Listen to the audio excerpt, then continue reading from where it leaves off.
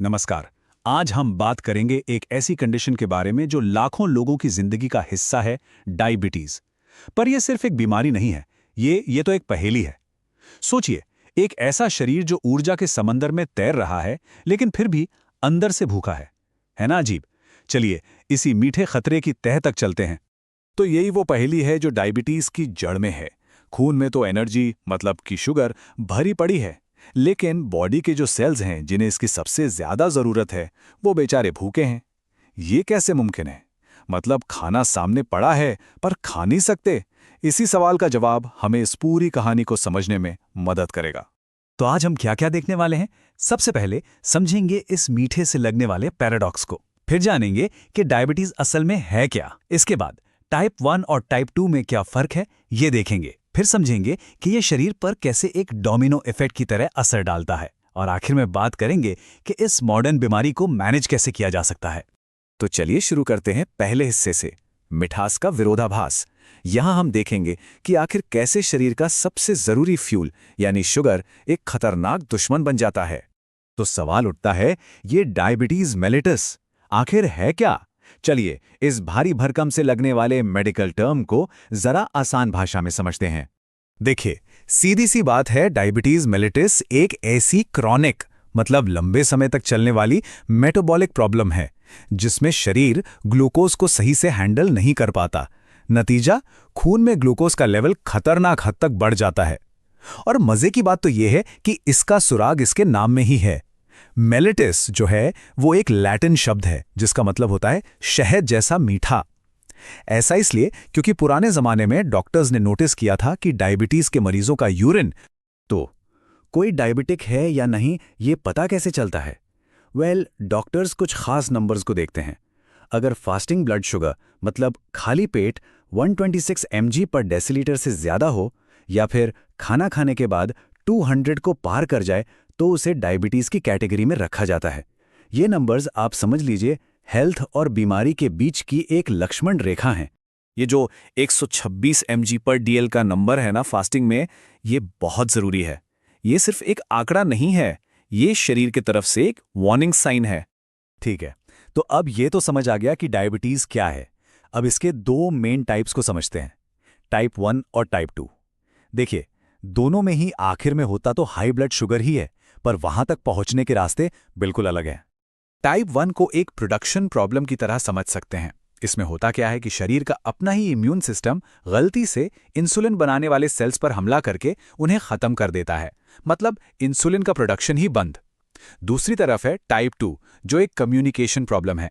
यहां शरीर इंसुलिन तो बना रहा है, पर जो सेल्स हैं वो उसकी सुनते नहीं। इसी को कहते हैं इंसुलिन रेजिस्टेंस। और पता है, दुनिया भर में 90 से 95% डायबिटीज के मामले इसी टाइप 2 के होते हैं, जो अक्सर हमारी लाइफस्टाइल से जुड़ा होता है। अब जब खून में शुगर का लेवल कंट्रोल से बाहर हो जाता है ना, तो ये एक डोमिनो इफेक्ट शुरू कर देता है। एक के बाद एक शरीर का हर अंग इसकी चपेट में आने लगता है। तो हम घूम फिर कर उसी सेंट्रल पैराडॉक्स पर आ जाते हैं। खून में शुगर की बाढ़ आई हुई है, पर सेल्स भूखे मर रहे हैं। ये जो डेस्परेट सिचुएशन होती है, ये बॉडी को ऑल्टरनेटिव फ्यूल ढूंढने पर मजबूर कर देती है, और इसके नतीजे बहुत खतरनाक हो सकते हैं। तो ये मेटाबॉलिक गड़बड़ होती कैसे है? देखिए, पहला कदम, ग्लूकोज सेल्स के अंदर जा नहीं पा रहा। तो बॉडी क्या करती है? वो एनर्जी के लिए अपने ही मसल्स और फैट को तोड़ने लगती है। फिर जब फैट टूटता है तो कीटोन्स नाम के एसिडिक बाय प्रोडक्ट्स बनते हैं, और जब ये कीटोन्स खून में बहुत ज्यादा जमा हो जाते हैं तो वो खून को खतरनाक रूप से एसिडिक बना देते हैं। इसी जानलेवा कंडीशन को कहते हैं डायबिटिक कीटोएसिडोसिस या डीकेए। वक्त के साथ साथ ये जो हाई ब्लड शुगर है, ये एक स्लो पॉइजन की तरह काम करता है। ये शरीर की सबसे बारीक खून की नसों को मतलब माइक्रोवेसल्स को डैमेज करता है। इससे होती हैं पैथीज, जैसे आंखों में रेटिनोपैथी जिससे ब्लाइंडनेस हो सकती है, किडनी में नेफ्रोपैथी जो किडनी फेलियर तक ले जा सकती है, और नसों में न्यूरोपैथी जिससे हाथों पैरों में दर्द और सुन्न पर महसूस होता है। सिर्फ यही नहीं, हाई ग्लूकोज का असर आंखों पर एक और तरह से पड़ता है। आंख के लेंस में सॉर्बिटॉल नाम का एक सब्सटेंस जमा होने लगता है। ये सॉर्बिटॉल पानी को अपनी तरफ खींचता है, जिससे लेंस में सूजन आती है, वो धुंधला पड़ जाता है, और इसी को हम मोतियाबिंद या कैटरैक्ट कहते हैं। एक और बड़ा सवाल, डायबिटीज में इन्फेक्शंस इतने खतरनाक क्यों हो जाते हैं? इसके लिए डॉक्टर नजीब की एक बात बहुत मशहूर है। वो कहते हैं कि इम्यून सेल्स, खासतौर पर न्यूट्रोफिल्स, बस शराबी लोगों की तरह हो जाते हैं। उन्हें नहीं पता कि कहाँ जाना है और क्या करना है। ये जो शराबी वाली एनालॉजी है ना, ये बिल्कुल परफेक्ट है। ये बताती है कि गड़बड़ कहाँ हो रही है।